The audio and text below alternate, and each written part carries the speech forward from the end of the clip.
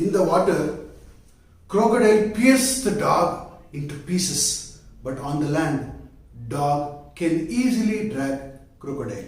It is the place of the fight that is important.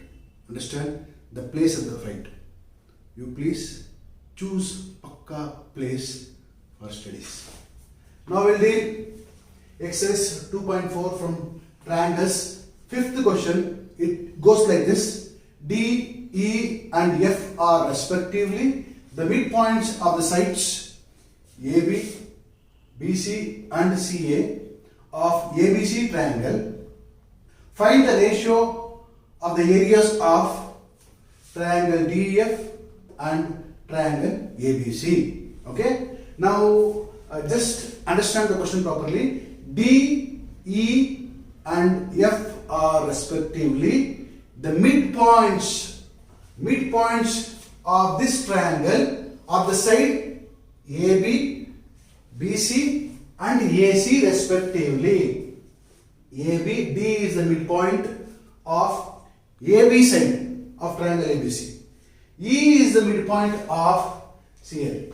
D is the midpoint of AB. D is the midpoint of AB. E is the midpoint of BC side and F is the midpoint of CA side. So D, E and F are the midpoints of the side AB, BC and CA of the triangle ABC. They are the midpoints. This is one clue is given, okay, to find the ratio of the areas of triangle DF and triangle ABC. Okay, so with this clue that DEF are the midpoints of the sides AB, BC and CA, so you have to recall one thing which you studied in the 9th standard, that is midpoint theorem. Midpoint. What does midpoint theorem state? If a line segment, for example, consider here DF is the line segment. If a line segment joins the midpoint of two sides, there are two sides AB and AC. Since I have considered DF as a line segment, if this particular line segment DF joins the midpoint of two sides of the triangle, since this DF is joining AB at exactly midpoint and AC at F, line segment, okay, joining the midpoint of the two sides of the triangle, then that line segment is parallel to the third side. Line segment is parallel to third side and half of it. That is the condition based on midpoint theorem. Here midpoint theorem, you have to use midpoint theorem. From midpoint theorem, it comes to know that DF is parallel to BC. Any line segment, okay, if it is joining the midpoints of two sides of the triangle, then it will be parallel to third side. That is the statement. And not only parallel, that will be half of the third side. That is DF is equals to half of BC. Understand? Now, so BC and DF are parallel, and BE, observe, BE is the part of BC. BE is a part of BC. Therefore, this DF is parallel to BE also, because BE is part BE. Where does BE lie? BE lie on BC itself. Therefore, DF is parallel to BE also. DF is parallel to BE. Remember this. Okay. Now, DEF, everything is midpoint. Now consider E and F. E and F. E and F. So E and F also are the line segment. EF is also a line segment which joins the midpoint of two sides AC and BC. Therefore, EF also parallel to AB and half of AB. by midpoint theorem. By midpoint theorem, EF is parallel to AB, as well as EF is half of AB. This AB, observe, on this AB, AD is there. AD lies on AB. Therefore, this EF is parallel to AD as well as BD. This BD lies on AB, and AD also lies on AB. Therefore, this EF is parallel to BD as well as AD, since it is parallel to AB. Now we say that since EF is parallel to AB, EF is also parallel to BD. You understand how EF is parallel to BD? It is because BD is the part of AB. Since BD is the part of AB, so if EF is parallel to AB, then EF must be parallel to BD. Okay? Now observe, these two things are very important, and if you consider DE also by midpoint theorem, DE also parallel to AC. Okay, and half of AC. D is half of AC. If D is parallel to AC, then D is parallel to AF also. Okay, all these lines are parallel to their respective sides. Now we came to know that by midpoint theorem. So these are the parallel things we have got. Okay, now in this, from this triangle, you can figure out DFEB. I have figured out here. DFEB, DFCE and ADEF. All these figures figured out from this triangle ABC. If you can observe from midpoint theorem, we have proved that DF is parallel to this. DF is parallel to BE. Okay, and EF is parallel to BD. DF is parallel to BE and EF is parallel to BD. And what does it rectangle means? This quadrilateral becomes parallelogram. Why this quadrilateral becomes parallelogram? Because they are parallel to, you can see that, they are parallel to each other. Opposite sides are parallel to each other. Since opposite sides are parallel to each other, this BDFE forms parallelogram. Okay, BDFE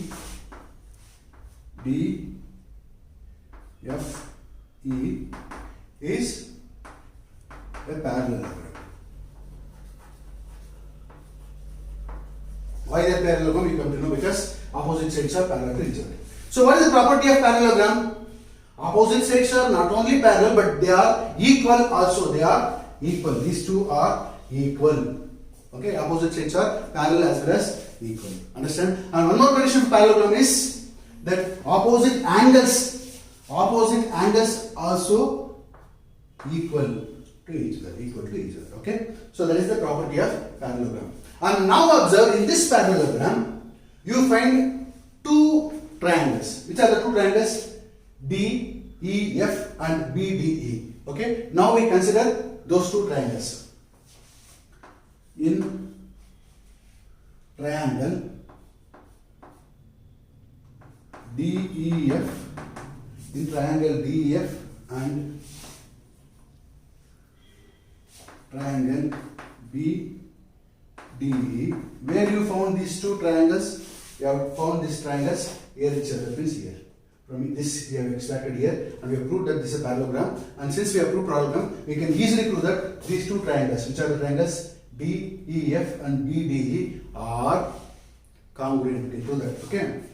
Now see that in triangle DEF, EF is equals to BD.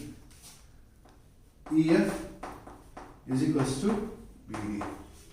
EF is equals to BD. Why? Because they are the opposite sides of the parallelogram. Therefore, what is the reason? Opposite sides of parallelogram. Opposite sides of parallelogram is always equal. Now you can see here also DF DF side of DEF triangle is equals to BE side of BDE triangle, because they are the opposite sides of the parallelogram. DF is equals to B. DF is equals to B. Why? Because the same reason. Understand? Now, angle D of triangle, DEF is equals to angle E of triangle BDE. Why? Because these two are parallel. Okay, these two are parallels, and this angles becomes alternative angles. You can take that also. Or angle F of triangle DEF is equals to angle B of triangle BDE. Why? Because opposite sides of parallelogram. Opposite sides of parallelogram is always equal. You can take anything. Okay, so you can take angle D of triangle DEF is equals to angle E of triangle BED. Why? Alternative angles.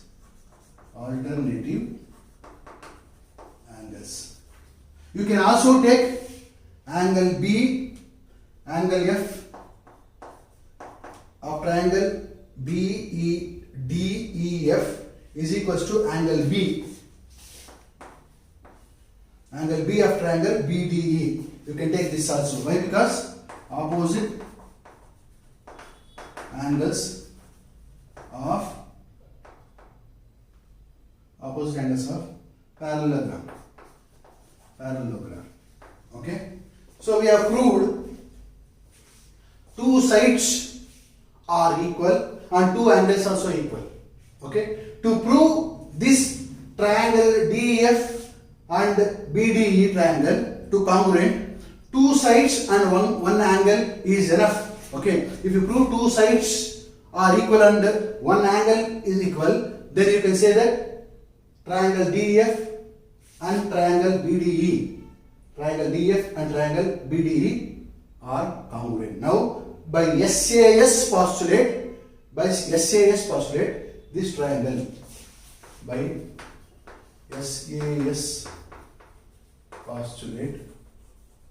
triangle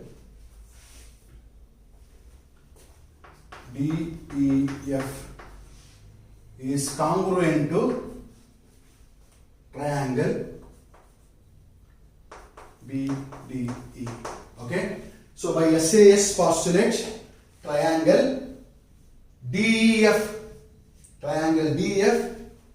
is congruent to triangle BDE. Okay, how? Because we have proved that two sides of the triangles, these two triangles are equal, and one angle, including angle, is also equal. Therefore, by SAS postulates, they are congruent. They are congruent means what? They are exactly equal. If the area of DEF is 2, then the area of BDE also 2. If it is x, then it is x. If it is 5, then it is 5. They are exactly equal. Okay. So this we have to keep it. Now you observe that the same parallelogram is figured out from the ABC DECF. As we figured out DBEF, so we can also figure out one more parallelogram, that is DFCE or DECF. So in the same way, whatever we have done here, in the same way we can prove that DEF triangle is congruent to ECF triangle. How? Opposite sides, two sides are equal and one including angle is also equal. So by SAS postulate, similarly in this way we can prove that similarly triangle DEF is congruent to EFC, triangle EFC. Okay. One more parallelogram is there, see here, ADEF. So this also we can prove that, in this case also we can prove that DEF is congruent to triangle ADF. Okay, in the same way, similarly, in the same way, we can prove triangle DEF is congruent to triangle DEF is congruent to triangle ADF. Okay, ADF. Observe 1, 2 and 3. If we can observe from 1, 2 and 3, it's very clear that this DEF, triangle DEF is congruent to triangle BDE. This DEF.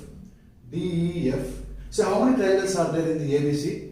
Inside you see that ADE, one triangle, DEF 2, BDE 3 and EFC. 4 triangles are there in the triangle ABC, okay, main triangle.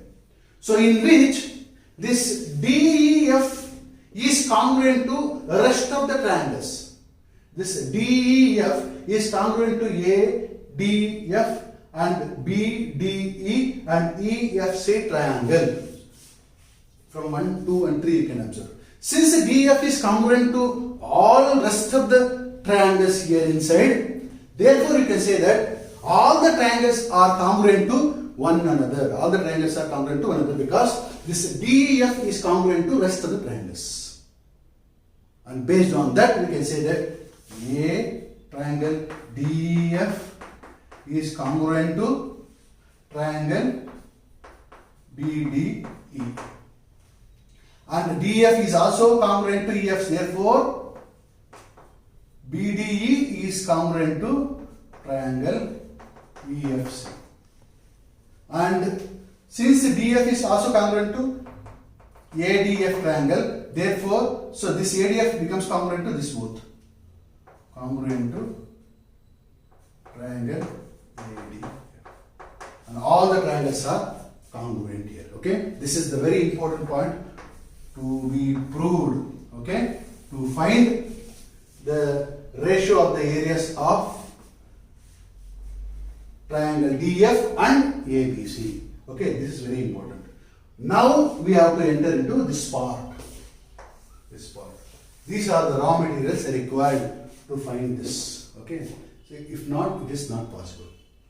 Now you can see that find the ratios of areas of triangle DF and ABC is asked. Now we will find out the ratio of areas of triangle DF and triangle ABC. Okay. Now observe properly. These 4 triangles, 4 triangles.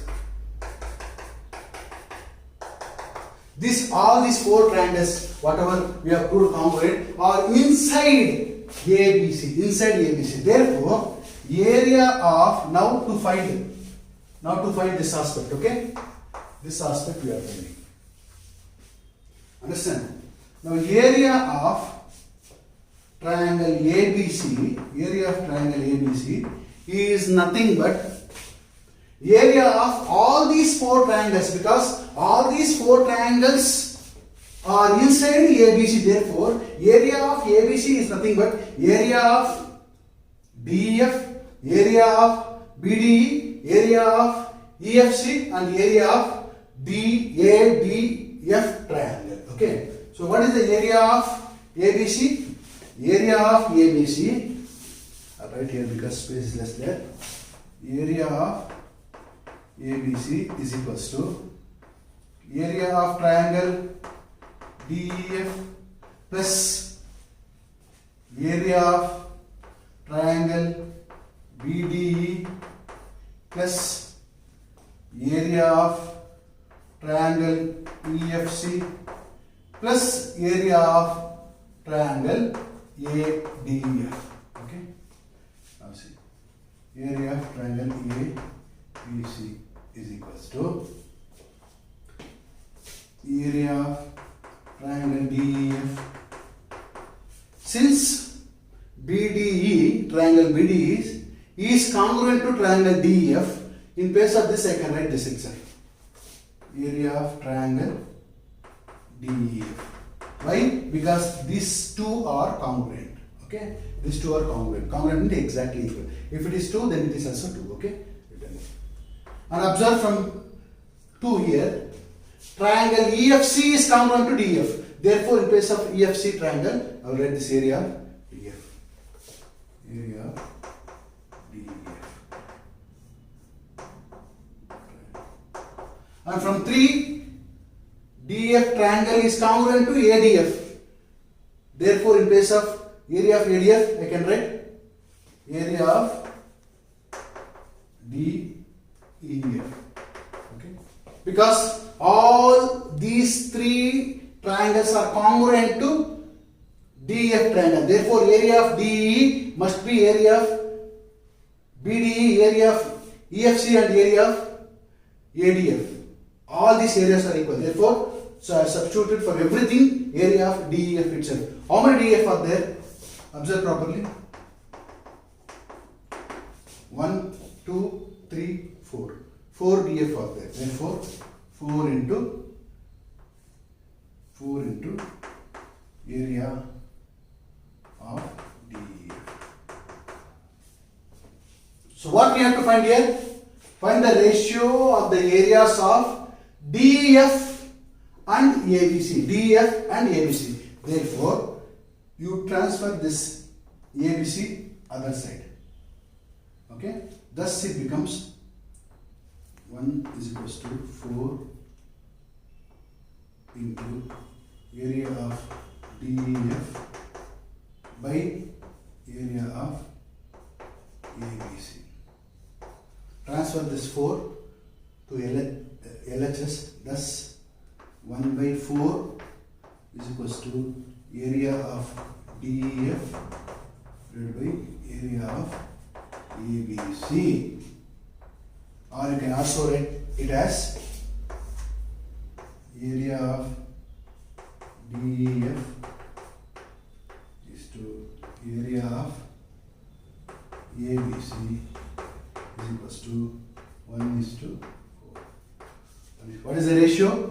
What is the ratio of? This is ratio of the area of DF and the area of ABC is 1 is to 4. Very easy it is. 1 is to 4. What is the answer? We are asked to find the ratio of the areas of triangle DF and ABC. What is the ratio? 1 is to 4 is the ratio. Understand? Okay, children. So now, we'll enter into 6th problem in the next video. Okay? Bye bye.